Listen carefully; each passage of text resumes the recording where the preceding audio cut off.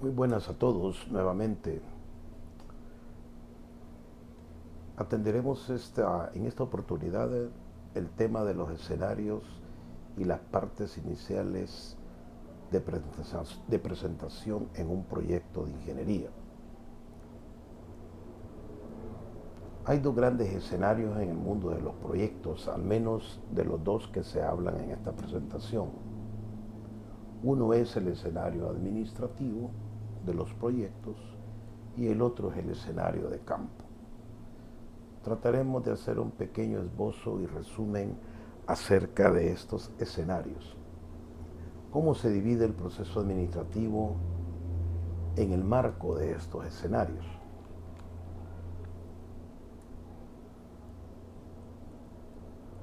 En primer lugar, se podría decir que la parte de planificación y organización, etapas 1 y 2 de este proceso, se aplican al mundo del escenario administrativo en diversas formas. O sea, la parte de planificar y organizar es un trabajo más de escritorio y que hay que recalcar que muchas veces no solamente es el producto de una sola persona, sino que de un equipo interdisciplinario de profesionales de los proyectos. Y la parte de ejecución que conlleva o está implícito la parte de coordinación y la cuarta parte que es la parte de control en la administración de proyectos, o sea, las etapas 3 y 4 del proceso administrativo, estas se aplican obviamente al campo, al escenario de campo. Allá con los ingenieros residentes son los que ejecutan, los que coordinan y llevan el control del proyecto.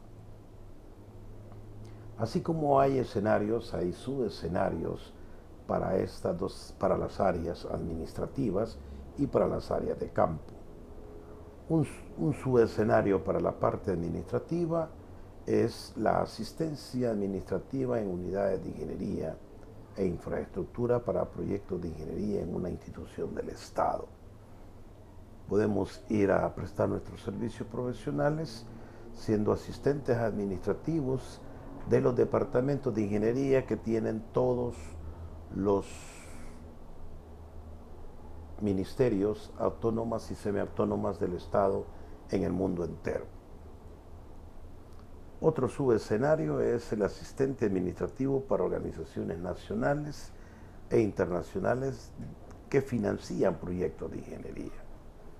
Muchas veces las fuentes de financiación como el AID, Fomilenio y todas esas necesitan asistentes administrativos que sepan de proyectos para que ayuden a la evaluación de estos proyectos. Obviamente estos organismos reciben de las instituciones del Estado o cualesquiera sean carpetas de proyectos de ingeniería y estos tienen que ser evaluados por un grupo de profesionales de la ingeniería para ver si en realidad cumple con todos los requerimientos que las fuentes de financiación demandan.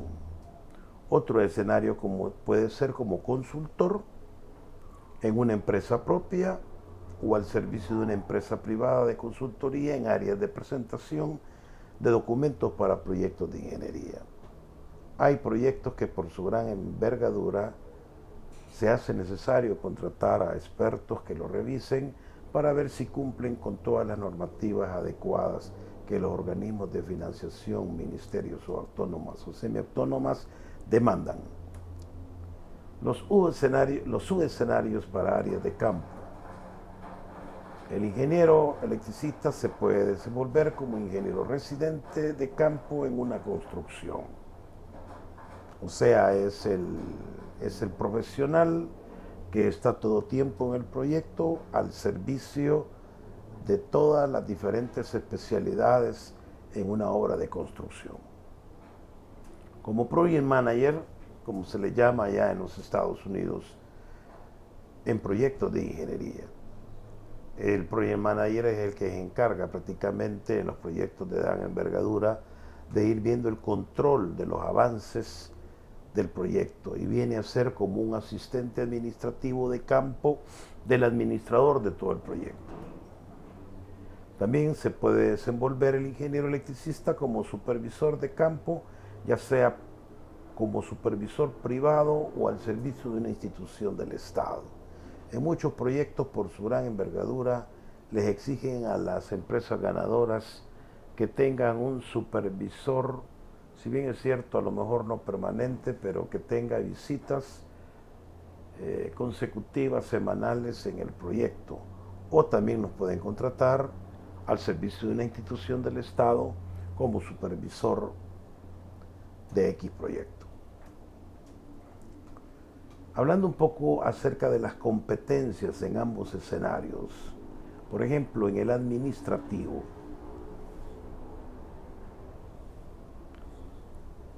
una primera competencia es que el ingeniero sepa elaborar documentos relacionados con los proyectos, que sepa presentar proyectos de infraestructura eléctrica, que tenga conocimiento de diseño eléctrico, que tenga un alto sentido de planificación y organización y que tenga habilidades para programar obras.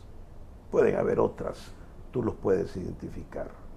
Mientras que las competencias de campo se requiere que el ingeniero tenga un dominio de interpretación de planos, que sepa interpretar la programación en proyecto, que sea una persona llevadera, porque con la mayoría de personas que él va a tratar a diario serán personas a lo mejor de bajo perfil educativo, que es muy usual en el campo de las construcciones, que sea muy responsable, que tenga don de dirección, que tenga características de supervisión. Si bien es cierto, puede haber un supervisor oficial, en muchas ocasiones el ingeniero de campo va a ser llamado y solicitado por los diferentes entes de la construcción para supervisar lo que se está haciendo. Que sea una persona ordenada, con habilidades para manejo de grupos y mediador en conflictos. ¿Cuáles son las partes mínimas en la presentación de proyectos? Las partes mínimas en presentación de proyectos. La primera parte es los aspectos introductorios iniciales de presentación. Segunda parte, aspectos generales, pero intencionales del proyecto. Descripción y detalles técnicos como planos constructivos, etc. Aspectos legales y los aspectos de administración, cuantificación y detalles de la obra. Una última parte serían prácticamente los anexos. En el transcurso de todo el curso vamos a ir viendo el detalle de cada una de estas partes. Primordialmente, un poquito más de la mitad de este curso se detiene en casi todas estas partes y dejarle bien claro al estudiante qué es lo que se debe de redactar, cómo se debe de presentar este tipo de proyectos. En esta presentación que nos ocupa, nos vamos a atender de los aspectos introductorios iniciales de la presentación de un proyecto. Los aspectos introductorios iniciales, en primera parte, la portada o carátula. La segunda parte, agradecimientos y cortesía. Luego tiene que haber una tabla de contenido bien detallada y obviamente una introducción del documento. En lo que resta de esta pequeña presentación, que refuerza las tutorías presenciales que se han dado respecto al tema, vamos a hablar de cada una de estas partes. La portada o carátula viene siendo la primera ventana del documento. Por lo tanto, tiene que tener ciertas características de orden atractivo, pero también de orden protocolar y necesarias, hasta a veces legales. La carátula tiene que ser atractiva, pero sin exagerar, sin saturarla de información. Deberá contener lo siguiente: presentar los logos de las instituciones involucradas, tanto transmisoras como receptoras, y las terceras, que pueden ser las financiadoras o benefactoras. Dejar bien clara la institución que presenta el proyecto. Identificar a las instituciones y unidad que recibe. El nombre completo del proyecto. El nombre debe ser detallado tal como lo describe el dueño del proyecto. Aquí en el nombre del proyecto muchas veces tiene que haber un código, dependiendo de la institución para la cual se le sirve. Puede haber un código y ese código debe de estar ahí. Pueden haber más de un código en una portada. Los códigos de la fuente financiadora y el código de la empresa a la cual se le va a hacer el proyecto. Y obviamente la fecha de presentación. No nos olvidemos de la fecha de presentación. Hay que usar diferentes tamaños de letras y diferentes colores, sin, como se dice al principio, sin saturar la información y sin saturar la carátula. Tiene que ser una carátula elegante. Recordemos que es la primera ventana del documento. Espacio de agradecimientos. Esta parte se estila colocarla después de la portada. Puede y debe llevar información suficiente dependiendo de qué se trate y cuál es la fuente de financiamiento del proyecto. Poner atención a la parte de protocolo. Hay muchas embajadas financiadoras que no les gusta que se mienten mucho en el proyecto, en la carpeta técnica del proyecto, por lo tanto habrá que investigar y averiguar esta parte protocolar. Los actores que pueden ser o ir en esta parte pueden ser los siguientes: benefactores del proyecto, o sea, una persona, una ONG, que sea el vehículo o done los fondos para la ejecución del proyecto. Aquí pueden haber países amigos, embajadas, etcétera, etcétera. Organismos financiadores del proyecto pueden ser nacionales o internacionales. Instituciones como bancos que financiarán la obra. Si son fondos GOES, o sea, del gobierno, o si son fondos FODES, municipales, o en su defecto el FIDEL y todos esos organismos que existen en los diferentes países del mundo. En esta parte también se estila enmarcar la población beneficiada del proyecto. Una tercera parte de esta parte inicial es la tabla de contenidos. Una tabla de contenidos no es un simple índice, sino que el índice que normalmente nosotros conocemos viene a ser parte de esta tabla de contenidos. Una tabla de contenidos va mucho más allá de un simple índice. Se estilan cuando se tienen que destacar elementos claves de un documento. Al menos lleva 3 o 4 partes. Veremos cuáles son. Primero, el índice de los contenidos, ya conocido por todos. Sin embargo, para un mejor atractivo se deben utilizar las sangrías necesarias. Demostramos un ejemplo. En este índice de este proyecto, el capítulo 1, con letras romanos, se denomina aspectos generales e intencionales del documento. Aquí está su número. Es preferible que esto quede bien recto en una sola columna. Luego el romano 1.1, número romano, número arábigo. Están los objetivos. Obviamente hay objetivos generales 1.11 y objetivos específicos 1.12. Otra parte del primer capítulo son los antecedentes. Según esto hay antecedentes históricos, técnicos, geográficos, la justificación del proyecto, etcétera, etcétera. Un segundo capítulo, vean, volvemos a la misma sangría inicial. Este segundo capítulo con su nombre respectivo. Y luego la segunda parte que debe guardar esta sangría.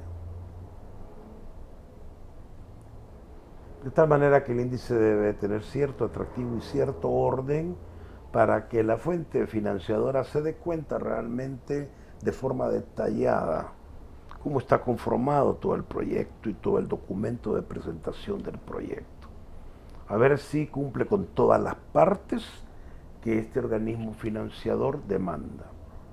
Por eso es que es importante prácticamente el atractivo y cumplir con ciertas reglas de presentación de los índices. Aparte de lo anterior, las tablas de contenidos también contienen lo siguiente: un índice de figuras o imágenes.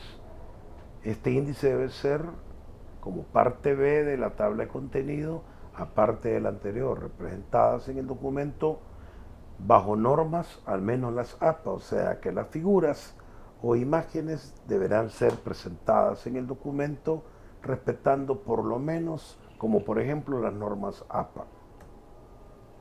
Un índice de tablas o cuadros, ya tendríamos 3 secciones de índices en la tabla de contenido: el índice normal, el índice de figuras e imágenes, y un tercer índice de tablas o cuadros de contenidos. Obviamente estas tablas o cuadros de contenidos también deberán atender cómo se representan y cómo se identifican bajo normas, una de ellas las APA u otras normas.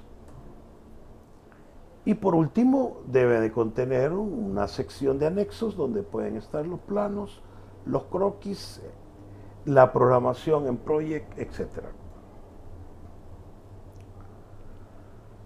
Una cuarta parte de esta parte inicial es la introducción.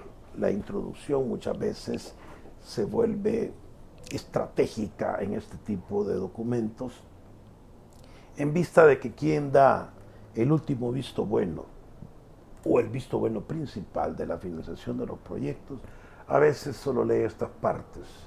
Aquí por esa razón en la introducción hay que entender 2 cosas. Contiene como mínimo 2 partes. La primera parte es la parte resumen, o como alguien le quiera llamar un abstract. En la primera parte se trata de hacer un resumen de todo el proyecto. No debe de ser de muchas páginas, a lo sumo media página o 3/4 de página, una página como máximo. Por supuesto, las partes fundamentales como beneficiadores, hay que destacar la parte de los beneficiadores, las partes técnicas si fuera necesario.